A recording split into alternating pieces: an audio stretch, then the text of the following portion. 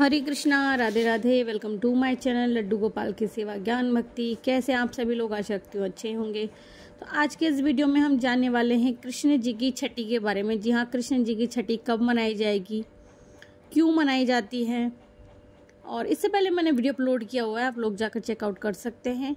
और क्या कृष्ण छठी मनाने के लिए हमें किसी भी पंडित से पूछना या हमारे घर में रिवाज होना आवश्यक है, तो इन सारे सवालों के जवाब आपको मिलने वाले हैं इस एक वीडियो में। और कृष्ण जी की छठी कैसे मनाई जाती है, क्या करना पड़ता है और किस चीज़ का भोग लगता है, सब कुछ हम इस एक वीडियो से जानने वाले हैं। तो कृष्ण छठी मनाई जाती है जन्माष्टमी के 6 दिन बाद। भगवान श्री कृष्ण जी की जो छठी का पर्व है वो 6 दिन बाद मनाया जाता है।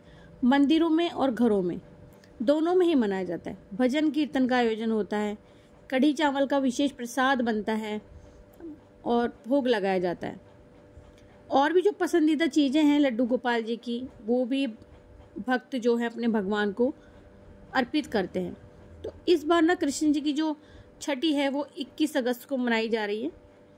और भगवान कृष्ण का जो बाल स्वरूप है लड्डू गोपाल जी की, उनकी पूजा की जाती है, आप सभी को पता है। कढ़ी चावल का प्रसाद बनता है, इसके साथ में आप और भी मिठाई बना सकते हैं। चाहे तो आप दान कर सकते हैं मंदिर में या किसी भी गरीब व्यक्ति को। और ये जो प्रसाद है ये छठी के दिन ही बनता है, और ऐसा कोई विशेष नहीं है कि ये रात को ही होता है, सुबह ही होता है, दिन में होता है। आप सुबह भी भोग लगा सकते हो, शाम के समय भी भोग लगा सकते हो। शाम को संध्या होने से पहले भगवान कृष्ण को माखन मिश्री भी बहुत पसंद है, तो आप माखन मिश्री का भोग भी ज़रूर से लगाएं। यहाँ तक कि ऐसा नहीं है कि आपने जो कढ़ी चावल बनाया वही लें, आप अपनी इच्छा के अनुसार कोई भी फल या कोई भी मिठाई भगवान को अर्पित कर सकते हो। उसका जैसे कि लड्डू हो गए, पेड़े हो गए, बर्फ़ी हो गई, कुछ भी।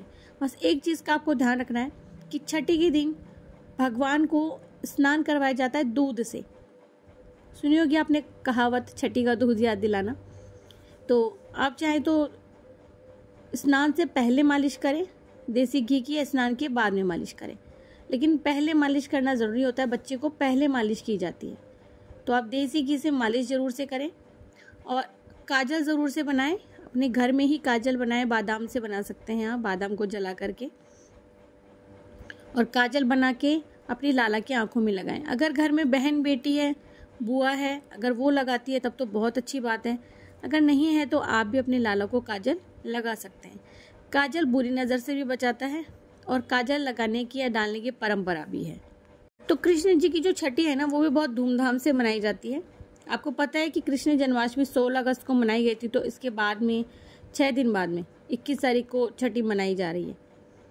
अच्छा, बहुत सारे लोग ऐसे मुझे मैसेज किए हैं कि 22 अगस्त को मनाई जाएगी। तो नहीं, 22 को नहीं मनाई जाएगी, 21 को ही मनाई जाएगी, जैसे कि मैंने आपको बता दिया है। और ये जो छठी है ना ये भी भादवे के महीने में ही आती है। और ये जो अभी जो तिथि पड़ रही है ना उस दिन चतुर्दशी पड़ रही है, ठीक है। इस बात का आप ध्यान रखिए। देखिए, ये ना हम लोग सुनी सुनाई बात पर विश्वास कम करके थोड़ा अगर पंचांग को उठाकर देखेंगे ना तो आपको पता लग जाएगा। मैंने भोग बता ही दिया है, माखन मिश्री का लगाइए, पंजीरी बनाइए आप उस दिन, पंचामृत भी तैयार कर सकते हैं आप, मखाने की खीर बना सकते हैं, कढ़ी चावल तो बनाएंगे, और बाकी इन चीज़ों का भोग भी आप भगवान को लगा सकते हैं। अच्छा, मैंने आपको एक बार बता दिया है कि आप सुबह करिए, शाम को करिए, पर देखिए मैं आपको एक बात बताऊंगी। पूजा का जो विशेष समय होता है वो होता है कि सूर्योदय के साथ में, ब्रह्म मुहूर्त से। तो बहुत सारे लोग हैं जो कि बहुत सुबह में जल्दी में उनके हस्बैंड, बच्चे स्कूल ऑफिस जाते करते हैं, तो गृहस्थ आश्रम की सेवा होती है ना वो भी बहुत ज़रूरी होती है। ऐसे में आप अपने सारे कार्यों से निवृत्त हो जाएं, उसके बाद में भी आप जो कृष्ण जी की छठी है वो मना सकते हैं। तो अगर आप विधि विधान की बात करें तो सूर्योदय से पहले जागें, स्नान करें, बाकी कार्यों से निवृत्त हो जाएं, स्वच्छ वस्त्र धारण करें, ठाकुर जी के लिए एक चौकी लगाएं, उस पर लाल या पीला कपड़ा बिछा लें या कोई और रंग का कपड़ा बिछा लें। फिर बाल गोपाल को वहाँ बिठाएं, चौकी पर विराजमान करके उन्हें पंचामृत अभिषेक करवाएं, दूध से स्नान करवाएं, और उस दूध से आप कोई भी प्रसाद बना सकते हैं, खीर बना सकते हैं, दूध को गर्म करके आप सब लोग ले सकते हैं। स्नान कराने के बाद में लाला को आप या तो पीले रंग या कोई भी और रंग के वस्त्र पहना सकते हैं, लेकिन उन्हें नए वस्त्र धारण कराएं, चंदन का टीका लगाएं, पुष्प अर्पित करें, घी का दीपक जगाएं, आरती करें, भोग लगाएं और भोग लगाने के बाद में आप सब लोग ग्रहण कर सकते हैं। बहुत सारे लोग बोलेंगे कि दीदी व्रत करते हैं इसमें, तो नहीं, व्रत नहीं होता है। इसके बाद में राधाष्टमी आएगी और काजल जो बनाते हैं हम लोग घर में, उसके लिए मैंने बता ही दिया है कि कैसे बनाएं और क्या करना चाहिए आपको। बहुत सारे घरों में ऐसे होता है कि कृष्ण छठी नहीं मनाई जाती है। अब वो लोग सोचेंगे क्या कृष्ण छठी वो लोग ही कर सकते हैं जो छठी मनाते हैं, तो नहीं। कृष्ण जी की छठी हर कोई व्यक्ति घर में महोत्सव रख सकता है, मना सकता है, भजन कीर्तन रख सकता है। तो ऐसा कोई नहीं है कि केवल मात्र वही व्यक्ति करेगा जो करता आया है। कोई भी व्यक्ति इस नियम को कर सकता है, इस महोत्सव को मना सकता है, कृष्ण छठी मना सकता है। ठीक है, तो इसके लिए कोई ऐसा नहीं है या हमारे शास्त्रों में ऐसा कुछ वर्णित नहीं है कि जिस घर में छठी मनाई जाती है उसी घर में छठी मनानी। क्योंकि कुछ एक लोग ऐसे हैं जिस घर में छठी नहीं मनाते हैं लाला की, या अपना जो बच्चा हो जाता है उसकी, तो आप ऐसा नहीं सोचे कि हम नहीं कर सकते, ज़रूर से करें आप। मतलब शास्त्रों के अनुसार जो समय है ना, वो यही है कि सुबह में जल्दी जागें, अपने कार्यों से जल्दी निवृत्त होकर के सुबह के समय में कर लें। बहुत सारे लोग किसी कारणवश नहीं कर पाते हैं, किसी की ड्यूटी का जो समय होता है। मैं अगर मेरी फ्रेंड की बात कर लूँ तो मेरी फ्रेंड का जो समय है ऑफिस जाने का, वो सुबह के 3 बजे से लेकर के और शायद 12 या 2 बजे तक का है।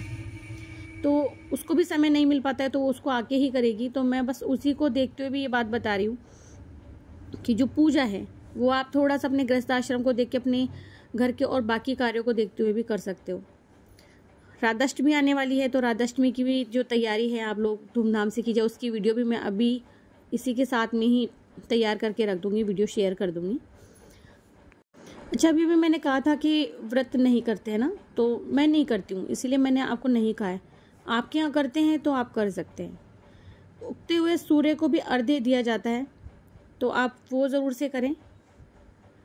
एक चीज़ का हमेशा ध्यान रखें कि घर में आप छठी उत्सव मना रहे हैं तो घर में सात्विक भोजन और सात्विक नियमों का पालन करें। अगर आपके घर में मांसाहार बनता है तो कृपया करके जिस दिन लाला का कोई भी उत्सव होता है उस दिन घर में लहसुन, प्याज या मांसाहार ना बनाएं। पहली बात तो जहाँ लाला है वहाँ सात्विक भोजन ही बनना चाहिए। अगर आपके घर में कदम का पेड़ है तो लाला को कदम के पेड़ के नीचे बिठा सकते हैं, वहाँ छठी मना सकते हैं, या फिर कोई भी कदम के पेड़ की टहनी तोड़ के वो पूजा में रख सकते हैं। आप जानते हैं भगवान कृष्ण कदम के पेड़ के नीचे बैठकर ही बांसुरी बजाया करते थे। भगवान कृष्ण को बांसुरी भी दे, क्योंकि लाला धीरे धीरे बड़े हो जाएंगे। 6 दिन तक हम उनकी सेवा करते हैं, उन्हें दूध वगैरह, बहुत सारे घरों में केवल दूध ही रखते हैं 6 दिन तक। उसके बाद में उनका जो है अन्नप्राशन होता है। तो आज का वीडियो कैसा लगा ज़रूर से शेयर कीजिएगा। मिलती हूँ नेक्स्ट वीडियो में। राधे राधे।